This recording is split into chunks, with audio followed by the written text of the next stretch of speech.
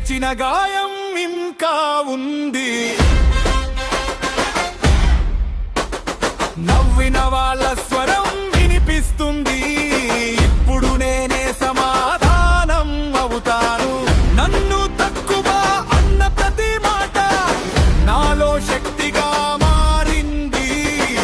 నన్ను ఆపాలని చూసిన ప్రపంచం ఇప్పుడే నన్ను చూస్తుంది. రక్తంలో మండే ఆవేశం, శ్వాసలో గర్జించే స్వరం. రక్తంలో మండే ఆవేశం, శ్వాసలో గర్జించే స్వరం. నేనే నా కథలో హీరో, నేనే నా గమ్యం. నన్నే నేను నమ్ముకున్నాను. ఇప్పుడే నా సమయం.